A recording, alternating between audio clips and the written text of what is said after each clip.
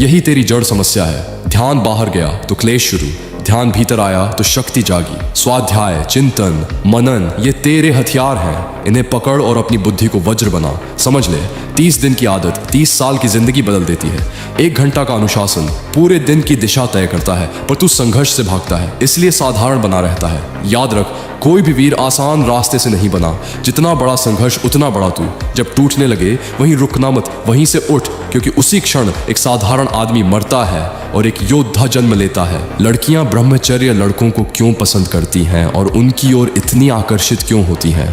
सुनो, यह कोई जादू नहीं है, कोई ट्रिक नहीं है, यह ऊर्जा का विज्ञान है। जिस दिन एक पुरुष अपने मन, अपनी इंद्रियों और अपनी शक्ति को बिखरने से रोकना सीख लेता है, उसी दिन उसके अंदर एक अलग ही तेज जन्म लेता है। और सच सुनो, तुमने अपनी जिंदगी में सबसे बड़ा धोखा किसी और को नहीं, खुद को दिया है।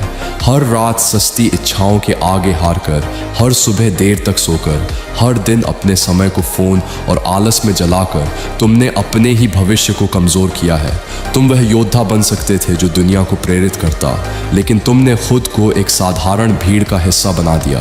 पर याद रखो, भीतर की आग कभी मरती नहीं, वह बस इंतजार करती है उस दिन का जब तुम उठकर खुद से कहो, अब बस, अब मैं अपनी शक्ति बर्बाद नहीं करूंगा। जब एक पुरुष ब्रह्मचर्य का मार्ग पकड़ता है तो उसकी ऊर्जा नीचे बिखरती नहीं, ऊपर उठती है, और वही ऊर्जा उसकी आंखों में चमक बनकर दिखाई देती है, उसकी आवाज में गहराई बनकर सुनाई देती है, और उसके व्यक्तित्व में एक ऐसा आकर्षण पैदा करती है जिसे शब्दों में समझाया नहीं जा सकता। अगर सच में अपने शरीर को योद्धा का शरीर बनाना है तो शुरुआत घर से ही करो। हर दिन 100 हिंदू पुशअप्स लगाओ, जिससे तुम्हारा सीना और कंधे आग की तरह फैलेंगे। 200 स्क्वाट्स करो ताकि तुम्हारे पैरों में लोहे जैसी ताकत भर जाए, और रोज 5 मिनट हॉर्स स्टैंस में खड़े रहो, जिससे शरीर का संतुलन और टेस्टोस्टेरोन दोनों मजबूत होंगे। दीवार के कोने पर पुलअप्स करो ताकि तुम्हारी पीठ चौड़ी हो और शरीर वी शेप में ढल जाए। खाने के बाद वज्रासन में बैठो ताकि पाचन और शक्ति दोनों मजबूत रहें। जिम की मशीनों के पीछे भागने की जरूरत नहीं। पुराने आर्शे और योद्धा पत्थर उठाकर भी पर्वत जैसे बनते थे। बाल्टी, पत्थर या कोई भारी चीज उठाओ और अपने शरीर को प्रकृति की तरह कठोर बनाओ। और अगर सच में अपनी सुस्ती को जलाना चाहते हो तो अपने रूटीन में स्प्रिंट्स शामिल करो, क्योंकि तेज दौड़ केवल शरीर नहीं, तुम्हारे डर को भी पीछे छोड़ देती है। और एक गुप्त बात सुनो जिसे आज की दुनिया भूल चुकी है, अधिक नमक। यौगिक विज्ञान में नमक को राजसिक माना गया है, यानी यह नसों को उत्तेजित करता है और इंद्रियों में बेचैनी पैदा करता है। जब तुम भोजन में ज़रूरत से ज़्यादा नमक डालते हो तो शरीर में एक अनजानी प्यास पैदा होती है, और वही प्यास अक्सर इच्छाओं को भड़काती है। इसलिए अगर सच में मन को स्थिर बनाना चाहते हो तो नमक को कम से कम कर दो। धीरे धीरे तुम्हारी नसें शांत होंगी, मन स्थिर होगा और बाहरी प्रलोभन तुम्हें उतना विचलित नहीं करेंगे। और फिर कुछ महीनों बाद जो परिवर्तन होगा वह किसी चमत्कार से कम नहीं होगा। तुम्हारी त्वचा में एक अलग ही चमक आएगी, तुम्हारी आंखों में एक चुंबकीय चमक होगी जिसे प्राचीन योग में ओजस कहा जाता है। लोग तुम्हारी ओर खींचेंगे, लेकिन उन्हें समझ नहीं आएगा कि क्यों। तुम्हें कम नींद में भी ऊर्जा महसूस होगी, तुम्हारी आवाज़ गहरी और प्रभावशाली हो जाएगी, और तुम्हारी उपस्थिति ही सम्मान का कारण बन जाएगी। तब तुम सिर्फ एक साधारण लड़का नहीं रहोगे, तुम वह इंसान बनोगे जिसने अपनी जैविक इच्छाओं को जीत लिया है।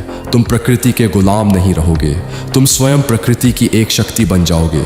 देखो, अपने मन में उस व्यक्ति की एक साफ और जीवित तस्वीर बनाओ जो तुम ब्रह्मचर्य के मार्ग पर चलकर बनना चाहते हो। तेजस्वी चेहरा, स्थिर नजरें, मजबूत शरीर और अडिग आत्मविश्वास। अपने काम, अपनी आय, अपना सम्मान, अपना घर, अपना रोज का अनुशासन, हर छोटी बात को साफ साफ महसूस करो। जब ऊर्जा बिखरती नहीं तो कल्पना धीरे धीरे नियति बन जाती है।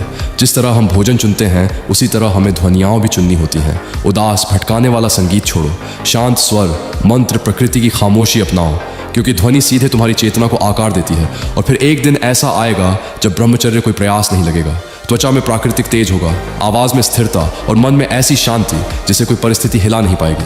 तुम खुशी को ढूंढ नहीं रहे होगे, तुम खुद खुशी बन चुके होंगे। अब बहुत धीमी भारी आवाज में डोनेशन पार्ट। अब मैं आपसे एक बात बहुत भारी दिल से कह रहा हूँ। ये कहना मेरे लिए आसान नहीं है, लेकिन सच यही है कि इस समय मेरी जिंदगी एक बहुत गंभीर आपात स्थिति से गुजर रही है। मेरे सामने हालात ऐसे खड़े हैं जहां बिना आर्थिक सहायता के आगे बढ़ पाना मेरे लिए लगभग असंभव हो गया है। मैं किसी शौक या सुविधा के लिए नहीं, बल्कि जीवन को संभालने के लिए मदद मांग रहा हूँ। मुझे तुरंत 3 लाख रुपए की जरूरत है। यह बोझ अकेले उठाना मेरे बस में अब नहीं बचा है। मैं टूट रहा हूँ, फिर भी खड़ा रहने की कोशिश कर रहा हूँ। अगर आप इस यात्रा से जुड़े हैं, अगर मेरी बातें कभी आपके काम आई हों और अगर आप सहायता करने की स्थिति में हैं, तो कृपया आगे आइए। आपकी छोटी सी मदद भी मेरे लिए सांस लेने जैसा सहारा बन सकती है। मैं वादा नहीं कर रहा कि सब आसान हो जाएगा, लेकिन यह सच है कि आपकी मदद मुझे गिरने से रोक सकती है। दिल से कह रहा हूँ, अगर कर सकते हैं तो कृपया मदद करें, और अगर नहीं कर सकते तो कम से कम दुआ जरूर दीजिए।